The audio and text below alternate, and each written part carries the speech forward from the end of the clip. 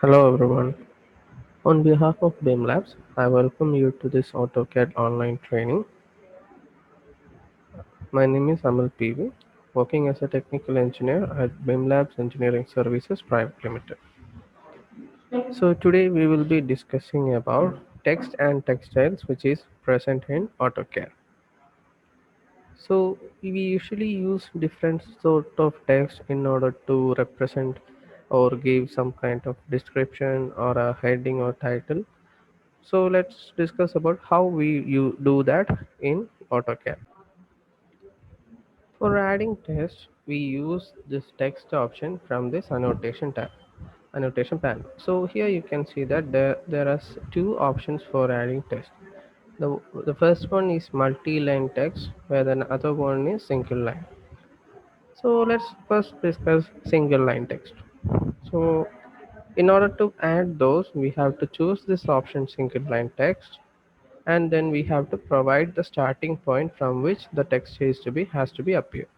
So I'm choosing this as start point. I have to specify a particular height, so we can directly plot it or snap the height from using our with the help of our mouse pointer, or we can enter the value manually. Let's say if I want a text height of 10, and I want a rotation. So if you want your text to be rotated about some angle, you can provide that, or else you can give it a 0. And after giving those value, you can directly enter your text which has to be written. So I'm just giving it as sample.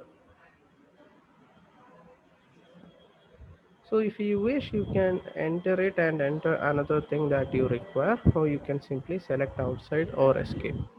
So this is how you add a normal text.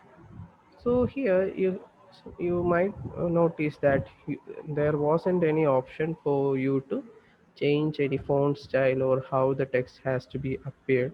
Only the text size was and the rotation was mentioned or asked.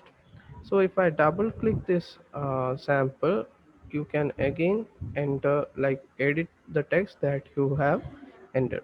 But you can only edit the particulars which you have written, but not the way that it appears. So that's one limitation that we face while adding a text using uh, single line text. So the next option that we use is multi-line text. In order to create a multi-line text, we generally specify a box in which the text needs to be appeared. So I'm using the box like this. So here you can see that you have several options which you commonly see in several other softwares like Microsoft Word or something. So you can see that there are several options for changing your text style, the color, the way it appears, the orientation and the alignment of the text. And there are also some other options which you can use in detail. And here you can see that there are some textiles which is being asked for you to choose. And this is the option where you can give a particular textile. Let's say if you want it to be somewhat bigger, I'm giving it as 15. And we will learn about this annotative thing in later videos. And if I want to enter another thing, I'm just entering, giving the name as BIM Labs. If I give another thing, like after adding a space, I enter ATC. Here you might notice that this ATC that I had entered in the same line which I wrote BIM Labs, but this has came to the lower side. That's because we have specified a particular column width. So that column width doesn't have a sufficient width in order to accompany this ATC there. That's why it appeared in the downside. So what we do is we can increase this width so that it will be accommodated there. So this is how you add a multi-line text. And here also you can again double click it and select it, and you can increase or decrease your size, and any sort of like giving a special font or something, all you can done by using this multi-line text option. So compared to if you compare between single line and multi-line text, you can clearly see that multi-line text has an upper hand over every aspect while considering this single line text. Let's consider a situation where you have entered your text as a single line text, but later you had a requirement to change its font style or something. Then what you can do is you can use the command like txt to mtxt. This command helps us to convert a single line text to multi-line text. So this was written using single line text. If you check it right now, you can see that it has converted to multi-line text. Thereafter, you can give particular styling to your text. So this is the way we create text in AutoCAD. So you have seen that we are able to change these font and all while creating multi-line text. Also, we have an option called text style. So we can go to this format tab in format menu bar, and here you can find the option called text style.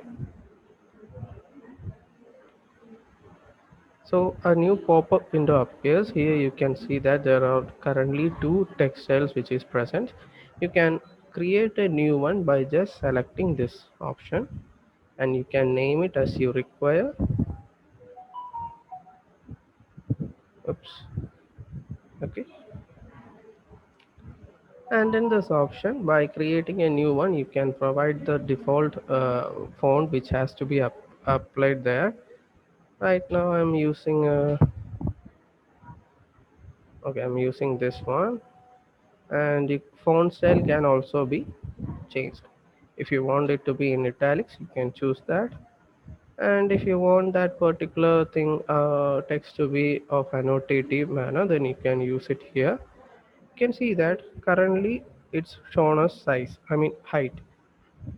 So basically what it means is that you can provide the text height.